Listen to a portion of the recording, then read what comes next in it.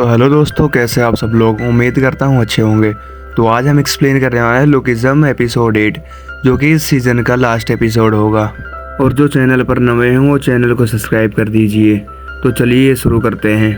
तो एपिसोड की स्टार्टिंग में हमें स्कूल फेस्टिवल वाला दिन दिखाया जाता है, जहाँ स्कूल के बाहर आकर एक कार रुकती है और उस कार में वही लड़की बैठी हुई होती है जो कि पार्क के शॉप पर आती है। और अब हमें दिखाया जाता है स्कूल के फेस्टिवल में सभी लोगों ने अपने अपने स्टॉल लगाए होते हैं और हानल और मिजिन ने भी अपने क्लॉथ स्टॉल लगाए हुए होते हैं। और वहीं जिंगसोंग और उसके साथियों ने बॉक्सिंग स्टॉल लगाया होता है और कोई भी वहां पे 1000 वोंग दे करके जिंगसोंग के साथ मैच कर सकता है। और अगर किसी ने 1 मिनट के अंदर जिंगसोंग को पंच कर दिया तो उसे 10,000 वोंग मिलेंगे। पर वहां पर जिंगसोंग को कोई भी नहीं हरा पाता है। और अब वो लड़की भी वहां पर दिखाई जाती है जो कि जिंगसोंग को देख रही होती है। और अब वो पुलिस उस लड़की के पास जाकर के उसको फ्लर्ट करने लगते हैं। तभी उस लड़की के साथ एक लड़का होता है जो कि उन पुलिस को घूरता है और वो डर के वहां से भाग जाते हैं। और इस लड़के का नाम गन है। और वहीं दूसरी तरफ डकवा और पार्क म्यूजिक कंपटीशन के स्टेज के आगे खड़े होते हैं और वहां पर पार्क काफी ज्यादा नर्वस महसूस कर रहा होता है, जो देखकर डकवा उसे शांत करता है। और दूसरी तरफ हमें दिखाया जाता है कि वॉस्को ने आर्म रेसलिंग का स्टॉल लगाकर रखा हुआ था और वहां पे कोई भी 5000 वोन देकर वॉस्को के साथ खेल सकता था, लेकिन वॉस्को से कोई भी वहां पे जीत नहीं पा रहा होता है। और अब पार्क की नज़र उसी लड़की पे पड़ती है और पार्क उसकी तरफ बात करने के लिए जाता है, लेकिन वो लड़की वहां से आगे चली जाती है और वॉस्को भी पार्क को देख के उसके पीछे आने लगता है। दूसरी ओर वो लड़की स्कूल से जा रही होती है।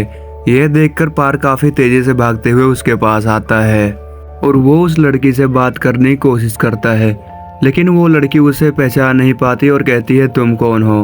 और तभी पार्क को याद आता है कि वो उसे इस बॉडी में पहचान नहीं सकते क्योंकि वो लोग उसे उसकी पुरानी बॉडी में मिले थे। तभी वो लड़की गुस्से में पार्क को बोलती है, भले ही दूसरी लड़कियां तुम्हारे चेहरे को देखकर तुम्हारे पीछे पीछे घूमती हों, पर मैं दूसरी लड़कियों की तरह नहीं हूँ। दूसरी तरफ पार्क इस लड़की की पर्सनैलिटी को देखकर सोचता है कि दूसरी बॉडी में मैं जब भी इससे मिला हूँ इसने मेरे से अच्छे से बात की है, पर अभी ये गुस्से में क्यों है। तभी वो लड़की बोलती है कि यह स्कूल एक बेकार स्कूल है और यहाँ पे तुम्हारी तरह लोग भरे हुए हैं जो कि एक दूसरे को उनके लुक्स के ऊपर जज करते हैं। और वो यहाँ पर खास म्यूजिक कंपटीशन देखने के लिए आई थी, पर यहाँ के लोगों को देखकर उसे बहुत गुस्सा आ रहा है और अब वो यहाँ से जा रही है। और तभी पार्क उसे जाने से रोकने के लिए आगे बढ़ता है, लेकिन गन उसका हाथ पकड़ लेता है और पार्क उसकी हाथ की ग्रिप देख करके काफी ज्यादा डर जाता है। और तभी गन बोलता है कि उसने कहा ना कि वो तुमसे बात नहीं करना चाहती है, तो चुपचाप तुम यहाँ से चले जाओ, नहीं तो तुम्हारे लिए अच्छा नहीं होगा। तभी पार्क गन की ग्रिप से अपना हाथ छुड़ा लेता है, जो देखकर वो लड़की काफ़ी ज़्यादा हैरान होती है क्योंकि उसकी ग्रिप से आज तक कोई भी नहीं छोड़ पाया था। तभी गन अपने किक से पार्क के ऊपर अटैक करने की कोशिश करता है, लेकिन पार्क उसके किक को अपने हाथों से डॉज कर रहा होता है। तभी गन अपने किक की पोजीशन को चेंज करता है और पार्क उसे भी ब्लॉक करने की कोशिश करता है, पर उसे पूरी तरीके से ब्लॉक नहीं कर पाता और वहाँ पे घायल होकर गिर जाता है। और अब गन की एक ही किक में पार्क की हालत ख़राब हो चुकी होती है। वही गन बोल रहा होता है कि तुम सच में एक इंटरेस्टिंग पर्सन हो, तुम यहाँ पे मेरी किक की स्पीड को देख पाए और मैं देखकर बता सकता हूँ कि तुमने यहाँ पे बिल्कुल भी ट्रेनिंग नहीं की है। मैं मानता हूँ भले ही तुम टैलेंटेड पर्सन हो और तुम ट्रेनिंग करके और भी ज़्यादा पावरफुल बन सकते हो, पर इस जगह पर तुमने आज मुझसे भिड़ के गलती कर दी है और अब मार खाने के लिए तैयार हो जाओ। और अब गन उसकी तरफ बढ़ने लगता है। तभी वो लड़की गन को रोकने की कोशिश करती है, लेकिन गन कहता है मुझे स्टार्टिंग में ही कहा गया था कि तुम्हारी मर्जी के बगैर मैं किसी को भी तुम्हारे पास आने ना दूं। और अब इस पर्सन ने तुम्हारी मर्जी के बिना तुम्हारे पास आने की कोशिश की है और अब मैं इसे ऐसे ही नहीं जाने दे सकता। और वो उसे मारने के लिए आगे बढ़ने लगता है। और तभी उस जगह पर वॉस्को की एंट्री होती है और वो उसको बोलता है कि तुम इस जगह पर क्या कर रहे हो। और अब वो उसको को देखकर पार्क हैरान होता है। तभी गन बोलता है तो क्या ये तुम्हारा दोस्त है। तो वो उसको बोलता है हाँ ये मेरा दोस्त है और मुझे जानना है तुम इस जगह पर क्या कर रहे हो, चुपचाप यहाँ से चले जाओ नहीं तो बहुत पछताओगे। और तभी हंसता हुआ गन बोलता है कि तुम दोनों तो सच में काफ़ी ज़्यादा इंटरेस्टिंग हो। और तभी गन वॉस्को के मुंह पर एक ज़ोर से पंच मारता है, जिसको वॉस्को थोड़ा सा हिल जाता है, पर वो अपनी जगह से पीछे नहीं होता। और ये देखकर वहाँ पे सब लोग काफ़ी ज़्यादा हैरान होते हैं। और अब वो उसको बोलता है, तो तुम इस जगह पर फाइट करना चाहते हो तो अपने ग्लासेस उतारो, क्योंकि मैं तुम्हारे इस महंगे ग्लासेस को तोड़ना नहीं चाहता। और यह देखकर गन काफ़ी ज़्यादा हैरान होता है और बोलता है, तो क्या तुम्हें दर्द नहीं हुआ? सच में ये स्कूल काफ़ी ज़्यादा इंटरेस्टिंग है। और ये बोलते हुए वो अपने चश्मे को हटाता है और अब वो उससे फाइट करने के लिए तैयार हो जाता है। और वहीं पार्क की हालत काफ़ी ज़्यादा ख़राब होती है, पर वो काफ़ी ज़्यादा ताकत लगा करके वहाँ पे उठ जाता है। और यह देखकर गन काफ़ी ज़्यादा हैरान होता है। और अब वो और पार्क उसके सामने फाइट करने के लिए खड़े होते हैं। तभी गन बोलता है, भले ही तुम दोनों मिलकर इस जगह पर मुझसे फाइट करो, पर तुम दोनों मुझसे नहीं जीत पाओगे। अब गन उन दोनों पर अटैक करने के लिए आगे बढ़ता है। तभी वो लड़की उसे रोक देती है और बोलती है कि क्या तुम चाहते हो कि मैं तुम्हारी उनसे कंप्लेंट करूं? और अब गन एक लंबी सांस लेता है और बोलता है कि मैं अब बस ओवर कंट्रोल होने ही वाला था। तो मेरे दोस्तों, अब तुम यहाँ पर शांत हो सकते हो, क्योंकि अब इस जगह पर मैं तुमसे फाइट नहीं करने वाला हूँ। वैसे भी मेरे एग्ज़ाम अब स्टार्ट होने वाले हैं। और ये बोलकर वो यहाँ से चला जाता है। और वहीं खड़ा पार्क सोच रहा होता है कि इसके एग्ज़ाम स्टार्ट होने वाले हैं, इसका मतलब ये भी एक स्टूडेंट है। तभी वो लड़की पार्क के सामने आकर अपनी कार रोकती है और उससे माफ़ी मांगते हुए वहाँ से चली जाती है। और तभी उनके जाने के बाद वो उसको वहाँ पर लड़खड़ा कर गिर जाता है और पार्क उसे संभालता है। तो फिर वो उसको बोलता है, आखिर वो लोग है कौन? तो पार्क बोलता है कि मुझे नहीं पता। तभी वो उसको बोलता है कि तुम इस जगह पर मुझसे कितनी भी बार फाइट कर लो, मुझे बुरा नहीं लगेगा, लेकिन दोबारा उस पर्सन से मत टकराना, क्योंकि वो अलग ही लेवल पर है और मैं उसके सामने काफ़ी ज़्यादा कमज़ोर हूँ। तभी वो दोनों उठकर एक बेंच पर बैठते हैं और वो उसको पार्क को पीने के लिए एक जूस देता है। वहीं वो सोच रहा होता है कि वो पार्क को आज तक गलत समझता रहा, पर उनकी गलतफहमी अब दूर हो चुकी है। और अब वो पार्क से बोलता है, अगर हमारी फाइट इस बार हुई तो मैं ही ज़रूर जीतूंगा। तभी उस जगह पर सिंगिंग कॉम्पिटिशन की शुरुआत की अनाउंसमेंट होती है, जो सुनकर पार्क काफ़ी ज़्यादा तेज़ी से भागता हुआ उस तरफ जाने लगता है। और अब हमें दिखाया जाता है कि सिंगिंग कॉम्पिटिशन देखने के लिए उस म्यूजिक कंपनी का ओनर अपने असिस्टेंट के साथ वहां पर आया होता है। और दूसरी ओर होंगजे पार्क और डकुआ के लिए कपड़े लेकर आया होता है, जो कि वो लोग पहनकर वहां पर परफॉर्म करेंगे। और तभी वहां पर होबिन आता है और वो डकुआ की बेइज्जती करता हुआ स्टेज पर चला जाता है।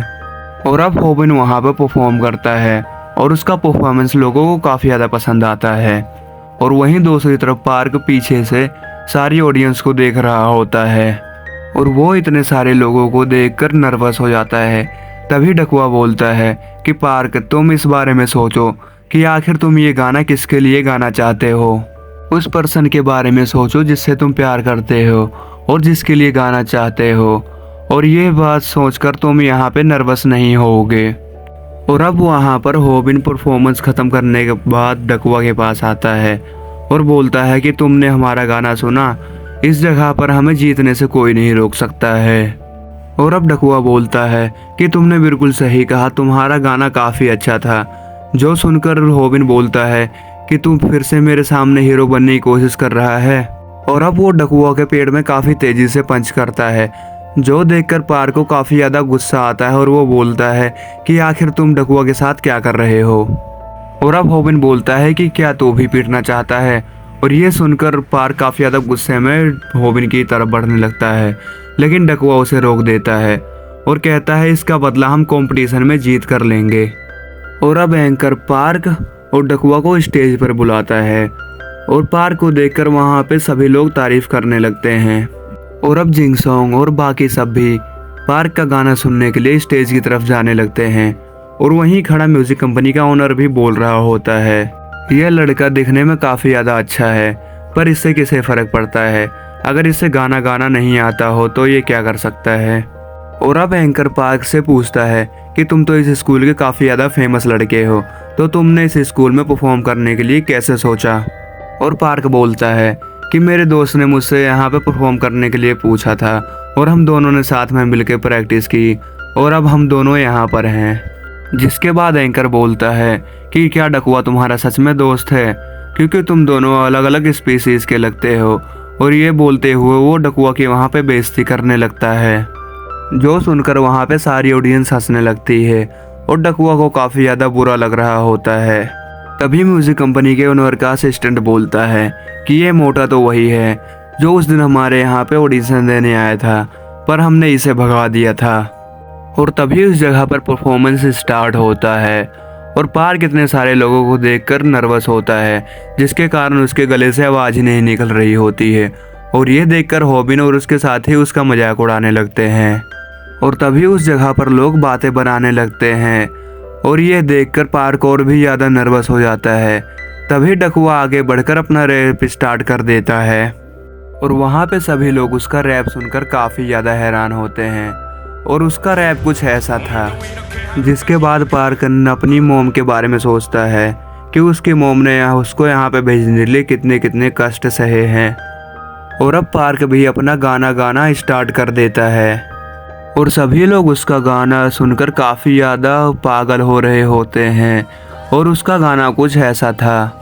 और अब उस कंपटीशन में पार्क और डकुआ जीत जाते हैं, जिससे वो लोग काफ़ी ज़्यादा खुश होते हैं। और वहीं इन दोनों के दोस्त काफ़ी ज़्यादा खुश हो रहे होते हैं। और वहीं खड़ा हॉबिन भी कह रहा होता है कि ये दोनों पार्क की सिर्फ लुक्स की वजह से जीते हैं और वो अब अपनी हार का जिम्मेदार पार्क को ठहराने लगते हैं। तभी उस जगह पर म्यूज़िक कंपनी का ओनर आता है और वो बोलता है कि नहीं, वो अपनी लुक्स के कारण नहीं जीता है। उसने तुम लोगों से काफ़ी ज़्यादा अच्छा परफॉर्म किया है और तुम लोग उन दोनों के सामने कुछ भी नहीं हो। जिसके बाद चोंकी बोलता है कि तो क्या अब हमारा डेब्यू सॉन्ग रिलीज़ नहीं होगा? तो ओनर बोलता है कि इसके बारे में बाद में देखा जाएगा और वो पार्क की तरफ जाने लगता है। तभी ओनर डकुआ के पास जाकर बोलता है कि तुम तो वही हो ना जो एक बार हमारे यहाँ ऑडिशन देने के लिए आए थे। तो डकुआ बोलता है क्या मैं आपको अभी भी याद हूँ? तो म्यूज़िक कंपनी का ओनर बोलता है कि मैं एक बार देखे हुए चेहरे दोबारा कभी नहीं भूलता हूँ। और ये लो तुम मेरा बिजनेस कार्ड, तुम जब चाहो तब मुझे कॉल कर सकते हो।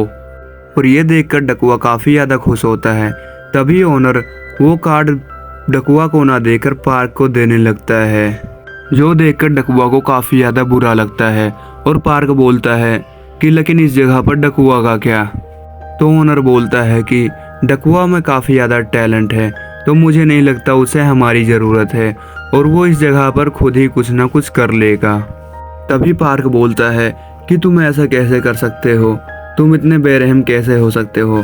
तभी ओनर बोलता है कि बेरहम इस जगह पर मैं नहीं बल्कि पब्लिक है। उनको जो चीज़ पसंद आती है हम लोग उन्हें वही चीज़ बेचते हैं। तो पार्क अब हमारा कॉन्ट्रैक्ट साइन करो, जिसके बाद इस जगह पे तुम काफ़ी ज़्यादा फेमस हो जाओगे और तुम्हारे पास सब चीज़ होगा। और इसके बाद पार्क उसे साइन करने के लिए मना कर देता है और ये देखकर वहाँ पे सब लोग हैरान हो जाते हैं, क्योंकि पार्क के पास खुद चलकर ये मौका आया था लेकिन उसे ये मना कर दिया। और अब पार्क मुड़कर नीचे देखता है, लेकिन डकुआ वहाँ से पहले ही जा चुका था। और अब हम देखते हैं डकुआ बस में बैठकर अपने घर जा रहा होता है और वहीं वो काफ़ी ज़्यादा उदास होता है। और इसके बाद हमें कुछ दिनों बाद का सीन दिखाया जाता है, जहाँ जीहो और डकुआ और पार्क अपनी रियल बॉडी में उनके साथ बैठा हुआ होता है और वो अपने उसी सॉन्ग को देख रहे होते हैं जिसको किसी ने नेट पे अपलोड कर दिया था और उस पर अब लगभग 1 लाख से भी ज़्यादा व्यू आ चुके हैं। लेकिन वीडियो अपलोड करने वाले पर्सन ने डकुआ का उसमें से सॉन्ग हटा दिया था और ये देखकर डकुआ को काफ़ी ज़्यादा बुरा लगता है। फिर डकुआ खुद को दिलासा देते हुए बोलता है भले ही इस जगह पे मैं ना चल पाऊँ, लेकिन आगे जाने वाले टाइम में लोगों को मेरे गाने ज़रूर पसंद आएंगे। और तभी पार्क बोलता है कि तुमने बिल्कुल सही कहा, अगर तुम्हारे पास टैलेंट है तो तुम्हें लुक्स की कोई भी ज़रूरत नहीं है। और इसके बाद तीनों आपस में बात करने लगते हैं और उनके बात करने तरीके से हमें पता लग रहा है कि ये तीनों अब काफ़ी अच्छे दोस्त बन चुके होते हैं। और इसके बाद हमें एक सेलिब्रिटी को दिखाया जाता है जो कि कार में बैठ करके पार्क का गाना सुन रहा होता है। और इस पर्सन का इंटरव्यू लेने के लिए बाहर काफ़ी ज़्यादा लोग खड़े हुए होते हैं, जिससे हमें पता चलता है कि ये पर्सन काफ़ी ज़्यादा फेमस है। और दूसरी तरफ वो लड़की पार्क के गाए हुए गाने को सुन रही होती है और वो सोचती है कि शॉप के अंदर रियल पार्क भी वही गाना गाया करता था। और यह सोचकर वो अपने बगल में देखती है जहाँ पर एक मोटी लड़की सो रही होती है। और अब हमें कुछ दिनों बाद का सीन दिखाया जाता है जहाँ पार्क अपनी नई बॉडी में सो करके उठता है और वो तैयार होकर के स्कूल के लिए निकल जाता है। और दूसरी तरफ हमें रूम में ढेर सारी तस्वीरें दिखाई जाती हैं जहाँ पार्क की नई बॉडी के साथ उसके दोस्तों की ढेर सारी फ़ोटो होती है, जिसमें पार्क काफ़ी ज़्यादा खुश होता है। और वहीं उसके बगल में पार्क ने अपने डेली एक्सरसाइज का चार्ट भी बनाया होता है। और इसके बाद ये एपिसोड यहीं पर ख़त्म हो जाता है।